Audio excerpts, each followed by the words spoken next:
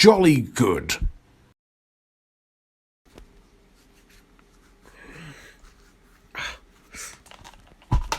Hello, boys and girls. Ladies and gentlemen, my name is Clank Zerker. Welcome to another My Thoughts On. Today, I'll be talking about the call of the wild. Not quite, I guess. This is the 2020 or 2020, whatever, 20th century. I can't say that, can I? 20th Century Studio movie that is under Disney's name, directed by Chris Sanders. And if you don't know the name, you'll definitely know the films that he has directed, wrote, and made, basically. He directed the first How to Train Your Dragon movie. He directed The Croods, Lilo and Stitch. He's basically a really talented director and writer. How to Train Your Dragon I really like, and The Croods as well. He seems to take very familiar concepts and make them extraordinary and different. I mean, I haven't seen Lilo and Stitch in ages, but I think that was the case. So he's made some really extraordinary animations, which is unlike something I've ever witnessed or seen, so good on him. But we've got Call of the Wild, which is, I think, I can't speak, which I think is his first live-action movie that he has directed. The film stars Harrison Ford and a CGI dog. I didn't see this film when it came out. I didn't read the novel by Jack London.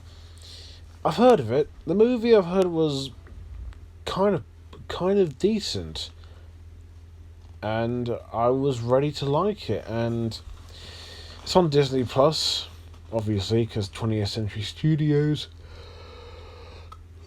Disney! So what did I think about The Call of the Wild? Well, it's about this dog named Buck.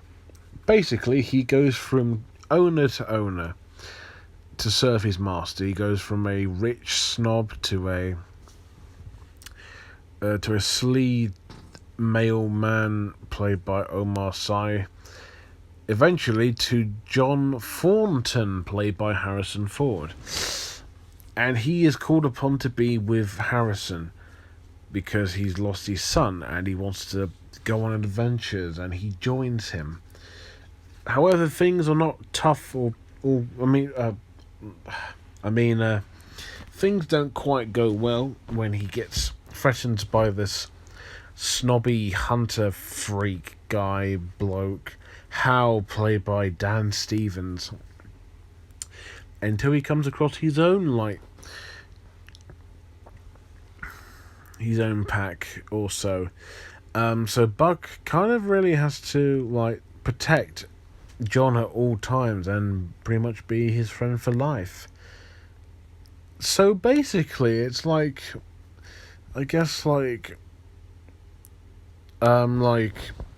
Balto, I guess, and Homeward Bound too. It's a story about a dog trying to find his purpose in life, really, by trying to find a master. Now the film opens up, and I'll be very honest, I thought this is going to go horribly wrong. It opens up like a silly, goofy Beethoven cartoon. I mean, I guess in a way it could be a cartoon. It opens up with him just running about and making messes and being goofy, and I thought, oh no, please do not be like this. And then about 40 minutes in, the film actually does pick up a little bit. Also, may I remind you, and not to give too much away, he meets John at almost an hour and a half. Oh, no, less so, an hour. Because he's mostly with other people than John, which is weird. Since the film is about mainly these two, characters, but clearly not. Until halfway through. It's just Buck trying to help out with these other dogs on the sled by delivering mail and trying to prove himself, really. So after the silly, goofy opening that ends up with him getting taken away, captured even, it gets better. Not a whole lot better, but better still. I don't know, it starts to feel a lot more restraint. It takes its time and it becomes actually kind of tolerable. So the story of the movie is not awful, actually. It's pretty good. It's not bad, not awful. It doesn't feel forced or anything. It feels genuine, and the film, it does have a habit of making stuff up as it goes along, and it becomes a little hard to focus on. Like, Buck is with these dogs, and at one point you don't see them again, and you genuinely feel worried that they died or something, because they do seem nice, these dogs, But yeah, it shifts about with stories, and it's like watching more than one short movie, and a lot of it doesn't connect, but there are some really good scenes, really strong scenes of Buck trying to be a good dog and also trying to, be supportive and trying to be protective, And in one way or another, I suppose, it works. It really, really, really works. It works in that kind of survival wild movie drama. It gets genuinely heartfelt and genuinely cute and exciting. So the film wasn't boring. It genuinely was really nice, sweet, and very very interesting, I must say. However, this is not to say that it doesn't save the movie, and how can I put it lightly? How do I put it? The movie has a lot of good ideas and a lot of things that would work if it was an animation from Chris Sanders. Hell, if it was 2D, I think this would have worked brilliantly. In live action, it feels like your typical family dog movie, but gritty, and there's a villain. Oh yeah, there's a villain in the movie. I'll get to that in a minute, but yeah, it gets, at points the film gets very silly, very too much, and I don't know, it didn't feel like it belonged in its own world. It felt a bit too cartoony for my taste. And it seems to make up plots as it goes along, which is not very good at all. It could have been worse in some cases, but yeah. It tried, and it did do the most it could, and it wasn't as bad as I thought, and it does it in the best way it could. But just not strong enough. Too much silliness, too much wacky bollocks, pointless scenes, and all of that. It jumbles up too much, and it makes up stuff as it goes along, and I just kind of lose track a little. But at least it has good heart to it, and nice playful moments, and interesting concepts, and beautiful scenes. So yeah, they tried.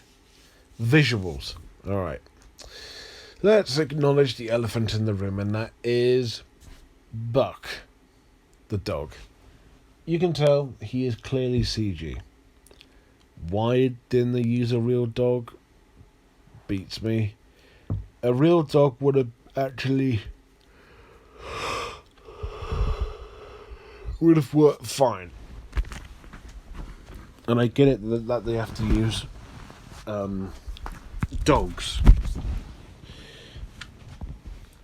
You know, CGI dogs. I get why they have to use them, because it's a lot safer than using real ones, and then, you know, like getting them hurt and all that.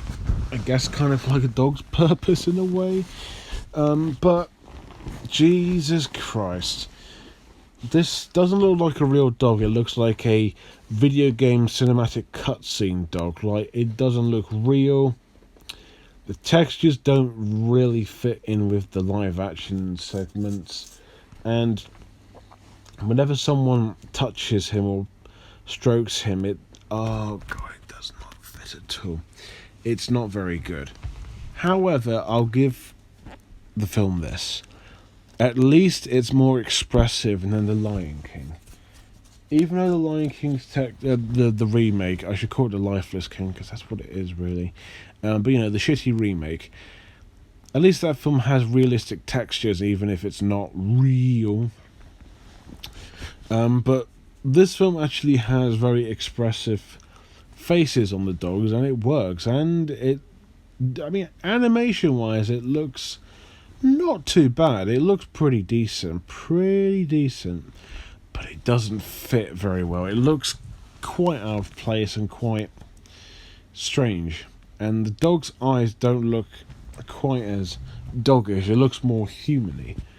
Again, if they had a real dog, I think that would have been a bit problematic, but it would have felt more real. Not all dogs are dangerous, really.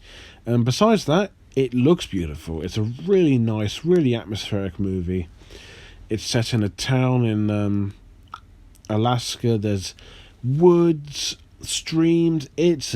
I love nature. I think nature's wonderful, and this film really represents nature so beautifully. Really, really wonderful, really well put together, and super, super well shot. It is genuinely gorgeous. I can look at the film for like hours or a long time, because it is that wonderful looking. So the film, on a technicality level, is not bad. On a visual level, amazing. On costumes and production, it looks very good. It looks genuinely well made. It's just that the dog CG is mixed. It looks good for what they're trying to do, and it does have expression, but it doesn't fit. If this was like Polar Express or like Image Movers films or a video game cutscene, I think this would have worked better than a $125 million budget movie. But at least they tried their best, and at least visually it captures the wild side very nicely. Characters and acting. Buck is likeable. He's a really nice, really respectful dog. Even if he can be clumsy and silly, he's a loyal, likeable dog. What more can you want? It's that simple, and it works. And he's very nice, very likeable, very endearing, I suppose. John Thornton is, again, likeable, very nice to Buck. Not one scene I can recall where they both really fight. And also, unlike most films where two main characters meet, when they first meet, usually the characters hate each other and then they get along. Here's a little bit similar, but actually they start off on a good side, and that's rare for films where you got two main characters who bump into each other and they're like, hey, watch where you're going. Again, they kind of do that here, but not to the point where they meet again and they go, you! No, he actually remembers him in a good way, which is nice. That's a nice change of pace. Who else is in the movie? Not many that I can say that's amazing. I mean, they're in it, but not that long. There's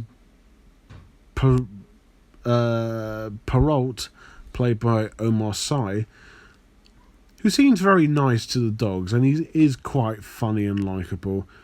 I'm trying to think. There's a Judge Miller, played by Bradley Whitford from Get Out. He's like the first owner of Buck. You've also got Mercedes, played by Karen Gillan, who I thought would be in the film longer, but she's in it for like 4, maybe 6 minutes. But our main villain is Hal, played by Dan Stevens, and he's like the over-the-top, pompous, crazy obsessed villain. He's like Shaw from Open Season, but not as memorable. I'll give credit to the solid performance by Dan Stevens, who really hams up his American accent and his physical performance, but besides that, the character of Hal is kind of pointless. He's not in the film for long, he's not memorable, he's not that funny, he's kind of annoying and a bit of a douchebag, really. So not much to him there. Everyone else, fine. You got the wolves, you got the dogs. The dogs, again, are never seen in the film at one point, which makes me kind of sad, because, you know, they were very nice dogs. Very nice. So, yeah. The acting, I can say, is incredible. Harrison Ford plays the part really well. He plays it very grumpily, very slow, very unenthusiastic. Really good. Really fucking solid performance. Probably my favourite from Harrison Ford. Up with Rooster from Secret Life of Pets 2, which also has a dog that he voices. Weird. Weird, but yeah, he is really fucking solid. Like I said, Dan Stevens hams up his performance, and he does make it enjoyable, even if his character is annoyingly pointless and dumb. Karen Gillan's not in it for long, and she does pretty good, I suppose. Omar Sy, fantastic, really enthusiastic. Carragee, who plays France, I don't know, but she is there with Omar Sy, and she's also pretty good too. Bradley Whitford, again, pretty good. Everyone does a good job, but it's Harrison Ford who stands out the most. The characters are one-dimensional, but not awful. They have personality in there. They do serve as either a foe or a ally, but some just don't stand out, and they are just very, very annoying amongst others. But, you know, good acting, so I guess I can't complain too much, really. But yeah, not strong characters, except for John, who is really good, and Buck. They both have good chemistry, I'll give them that, and it's really good. It reminds me of Chewie and Solo, coincidentally enough, because you know, Harrison Ford is Han Solo. Anyways, on a side note, the score is by none other than John Powell, one of my favourite composers. He did the How to Train Your Dragon music, he did Rio, he did most of the Blue Sky movies. The music here is fantastic, flawless, beautiful, energetic, stylish, easy for the ears. Really outstanding, fantastic score. I've always been a big fan of John Powell's music, and this is no exception. I like dogs, okay? I do like dogs. I like movies about dogs, but not all of them. This is one where I thought, maybe I like dogs, maybe I don't. The Call of the Wild is a very by-the-numbers standard watchable flick. To its credit, it visually looks nice, acting's really solid, they do the best they can and pull it off well. the magnificent John Powell music and some really strong scenes with some good fighting, emotional expressions. It's a well-made film, but the story is too generically, fast and makes things up. The villain could have been cut easily, and the bloody dog does not fit in the live-action segments, despite how expressive it looks. And the characters are just bland as paper. It's not good, but there's worse things. If you like the book, I don't know how this is going to sway you. If you want something that kids will like, I think this... How do I put this? It's not really a kid-friendly film. I'd say it's more like a family film in a way, but kids can still watch it, but you might want to be there when they do for guidance. So this film, not good, not bad, just a bit average. So I'd probably give it a 5.6 out of 10. Not good, not bad. Wouldn't watch it again, but if they make a film similar to this in animation, then I probably would have watched that. But yeah, it was perfectly fine, pretty unremarkable, not memorable, but it tried. I'll give it that. There you go, Call of the Wild. Oh, sorry, The Call of the Wild. Weird. This Friday, I'll be talking about Togo, starring Willem Dafoe, which is a bit similar to this in a way. So look forward to that, and if you have seen The Call of the Wild, what do you think about it? Is it good, bad, decent? Do you want to see it? Let me know below, and as always, thank you guys for watching. Don't forget to like, comment, and most importantly, subscribe. And until next time, bark, bark, bark, bark off a tree. Yee.